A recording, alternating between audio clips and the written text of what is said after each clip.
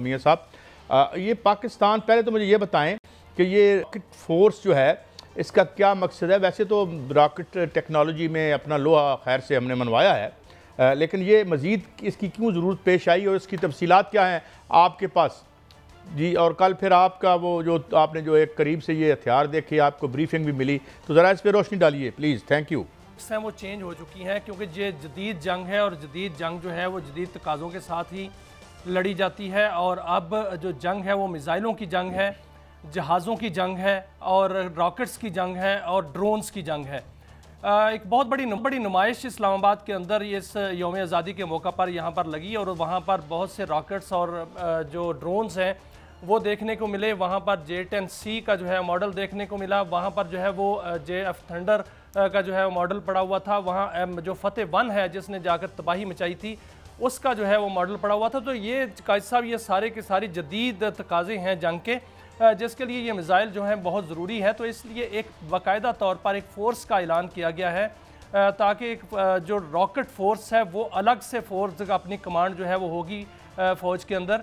उसमें जो है वो ये मिज़ाइलों की निगरानी करेगी और मिज़ाइलों के तैनाती जहाँ पर होगी जंग के दौरान वो इसकी ज़िम्मेदार होगी। और ये फ़ोर्स एक ऐसी फ़ोर्स होगी जो दुश्मन को हर समत से हमला करेगी। और इसमें ड्रोन्स भी होंगे, मिज़ाइल भी होंगे और इसमें रॉकेट्स भी होंगे, जदीद मिज़ाइल भी होंगे, ब्लास्टिक मिज़ाइल भी होंगे, जो सुपरसोनिक मिज़ाइल हैं वो भी होंगे। इसको मुकम्मल तौर पर जो है जदीद असले से लैस किया जाएगा और इसकी बाकायदा तौर पर जदीद ट्रेनिंग होगी। और दुश्मन के लिए ये हैबत का पैगाम तो होगी और निशान भी होगी, लेकिन ये जदीद तकाज़ों से भी लैस होगी ताकि जो जदीद जंग के तकाज़े हैं वो पूरे किए जा सकें। और पहले भी आपने देखा कायद साहब के जो मार्का हक है जिसको कल बाकायदा तौर पर यौम तशक्कर के तौर पर मनाया गया और आज भी ये सारा दिन जो है मिली जोश जज्बे के साथ मनाया जा रहा है। एक बहुत बड़ी नुमाइश भी इस्लामाबाद के अंदर लगी और कल एक बहुत बड़ा एक जश्न भी जो है वो मनाया गया। वहाँ पर तकरीब हुई, वहाँ पर जो है बताया गया और दिखाया गया पूरी दुनिया को। वहाँ पर जो थे वो सुफरा भी मौजूद थे कि मार्का हक जो पाकिस्तान ने जीता है ये किस जज्बे के साथ जीता है। वहाँ शानदार परेड भी हुई और ये और फ्लाइट। अच्छा, एक और भी मियां साहब मुझे बात बताएं, तैयारे हैं, मैं उन्होंने वहाँ पर सलामी भी दी और ये इसीलिए जो है कायद साहब एक तफसील फोर्स बनाई गई है। एक और ये फतेह-4 क्या पहले से हमारे पास है या नया बन रहा है? इस हवाले से क्या खबरें हैं आपके पास? कायद साहब, कल मैं जब इस नुमाइश में गया तो इस नुमाइश में वहाँ पर जहाँ पर जो है वो ड्रोन्स थे वहाँ पर मिज़ाइल जो है उनकी भी नुमाइश की गई थी, जिसमें फतेह-1, फतेह-2, फतेह-4 तीनों मिज़ाइल्स जो हैं उनकी नुमाइश की गई। फतेह-4 जो है वो बन चुका है, उसकी नुमाइश वहाँ पर बाकायदा मॉडल वहाँ पर पड़ा हुआ था। फतेह-4 जो है वो 750 किलोमीटर तक जो है वो मार करता है और ये जदीद तरीन मिज़ाइल है और ये अब दुश्मन को जो है वो चकमा देकर उसके रडार और उसका दिफाई सिस्टम जो है उसको चकमा देता है। और जब ये दुश्मन पर जो फायर किया जाता है तो जिग जैग जो है वो हो जाता है और वो अपनी समत जो है वो तब्दील करता है और अपने जो निशाना हदफ है उसको निशाना बनाता है। इसी तरह जो फतेह-2 है वो 400 किलोमीटर का मिज़ाइल है और 400 किलोमीटर जो है वहाँ पर मार करता है और बाकायदा तौर पर यह भी जदीद टेक्नोलॉजी से लैस है। और फतेह-1 तो वहाँ था ही। और इसके अलावा जो बाबर-3 है ये भी मिज़ाइल जो है वो पाकिस्तान का बड़ा जदीद मिज़ाइल है और ये स्टेल्थ क्रूज़ मिज़ाइल है। ये भी जो है वो बहुत जदीद जंग के लिए और अपने हदफ को जो है वो निशाना बना सकता है। और वहाँ पर जो है वो कायद साहब मैंने देखा कि फ़ज़ा से फ़ज़ा में मार करने वाले और ज़मीन से जो है फ़ज़ा में मार करने वाले और फ़ज़ा से ज़मीन पर मार करने वाले तमाम मिज़ाइल जो है वो वहाँ पर मौजूद थे। और वहाँ पर बम्स भी मौजूद थे जो जदीद बम जो है वो उनको कहा जा सकता है। और वो मैंने देखा कि जो राफेल के सिस्टम जिसने जैम किया था वो सिस्टम भी वहाँ पर मैंने देखा वहाँ मौजूद था और वो पाकिस्तान का अपना बनाया हुआ सिस्टम था और उस सिस्टम ने राफेल के जो हैं वो सिग्नल जैम किए और J-10C जिससे मिज़ाइल निकल कर वहाँ से उनको निशाना बनाया गया।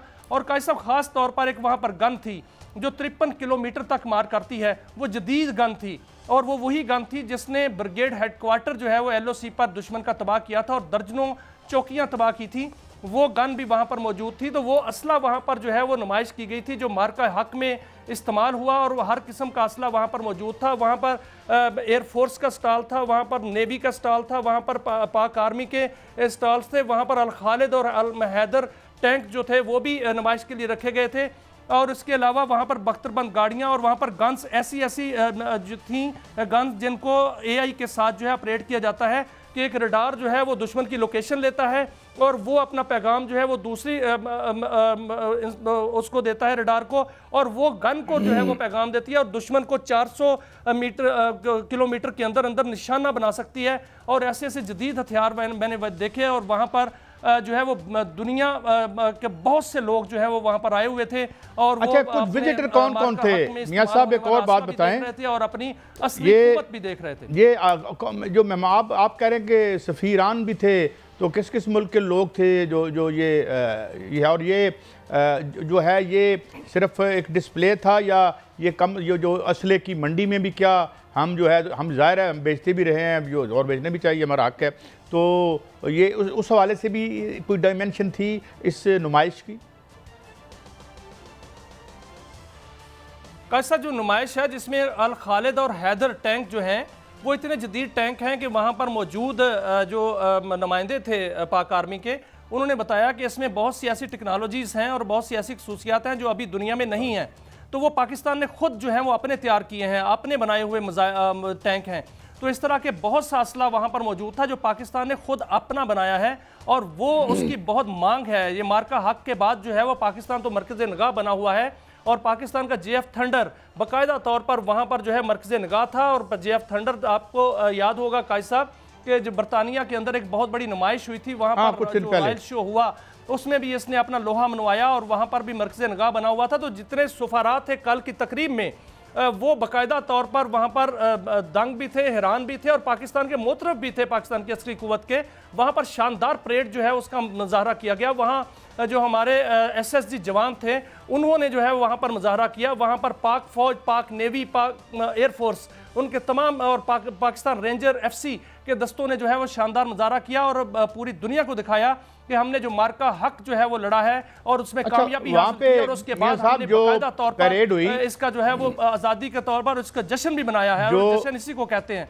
फिर परेड हुई, उसमें अजरबैजान के ट्रूप्स भी थे और टर्की के ट्रूप्स भी थे गालिबन।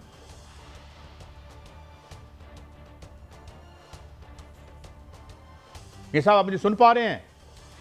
मेरी आवाज़ मियाँ साहब तक शायद? जी जी कायद साहब मेरी आवाज़ आ रही है मियाँ साहब? मैं कह रहा था वहाँ टर्की और क्या कहते हैं ट्रुप्स भी थे वहाँ पर, तुर्की के और अजरबैजान की भी फौज की वहाँ पे थी शमूलियत या पार्टिसिपेशन इसमें?